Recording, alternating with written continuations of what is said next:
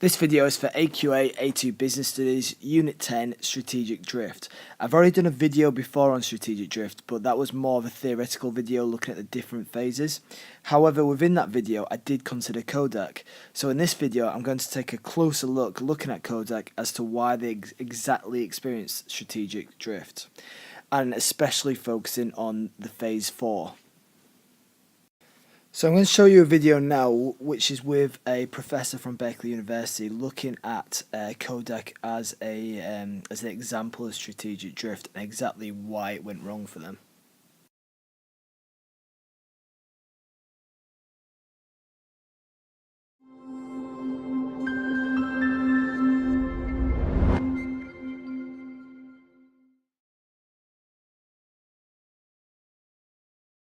You talk a lot about the other kind of failure, like a Kodak or the other companies that talk about those kinds of what went wrong there.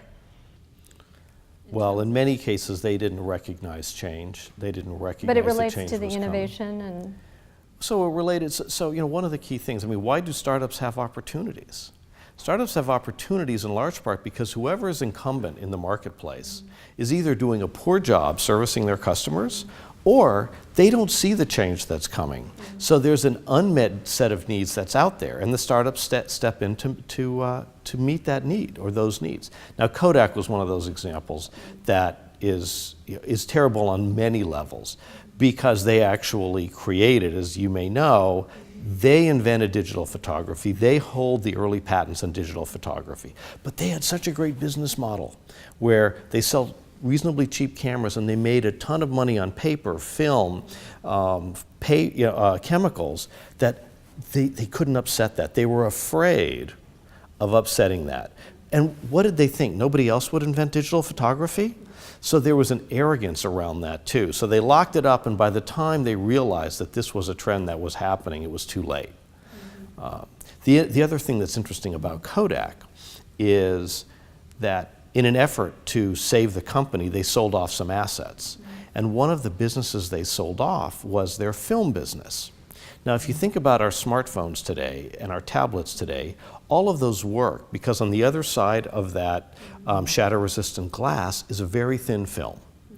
And you know who controls the lion's share of that marketplace? Fuji, Fujifilm.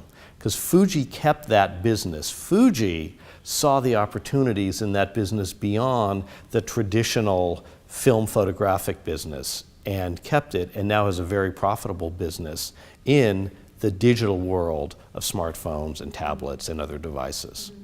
So would Kodak be an example of just failure to truly innovate? In other words, stick with what I know, head in the sand. Well, I think that they had the innovation. But they had the innovations. I mean, they actually had them. So I think that they failed on so many levels. They failed to respect failure because ultimately failure happens, right? And so they failed to respect that their current business model, as successful as it had been for so many years, was about to fail.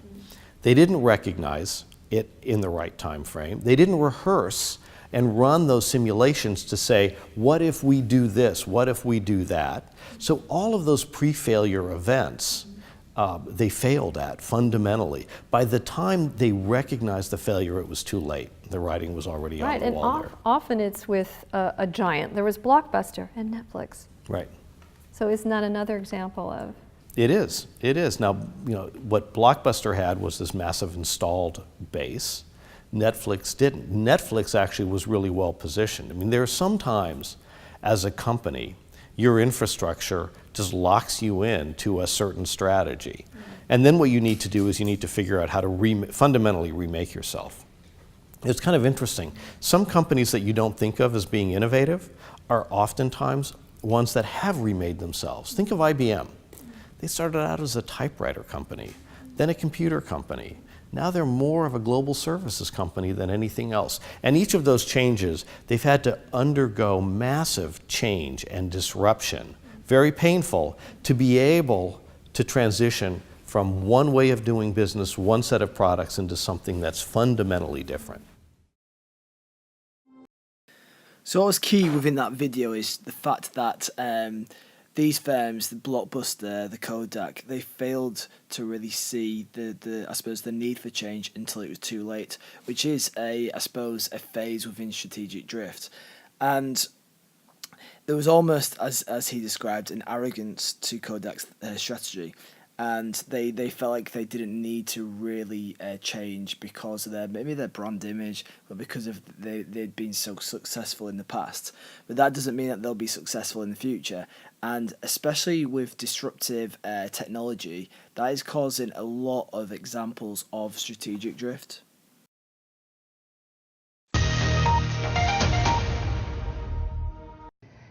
Now, if you're old enough to remember what a Kodak moment is, you surely remember the times when the Kodak brand was one of the strongest in the world. Its history goes back 133 years, and it's peppered with technical innovations that brought photography to all of us. Now the company is trying to reinvent itself, but is it too late? It's filed for bankruptcy protection while seeking new ways to grow as a viable business. Well, what went wrong with Kodak? How could it have gone wrong? With us now is Chris Roebuck from the Cass Business School here in London. He specializes in how companies evolve and can survive. And is that the problem with Kodak? It was simply, well, too much of a moment. It stayed with that moment. It got stuck in the moment, and that's the problem with these organisations. The key thing with any organisation that it needs to be able to respond to the market that it's in. Now, some markets are quite slow, so if you look at Boeing and aircraft, the development of aircraft, the regulation of aircraft means that things move slowly. But if you're talking about photography, digital, media, etc., now things are moving very, very fast. And the interesting point is that of the inventions that Kodak had, one of them was the first digital camera. So you would have made the assumption that with that head start, they should still be ahead of the field. What essentially happened was that a company that was entrepreneurial and innovative got as if it knew better than its customers. It started thinking like a corporate organisation, and slowly the customers and Kodak grew apart, and that's the consequence that we're seeing now.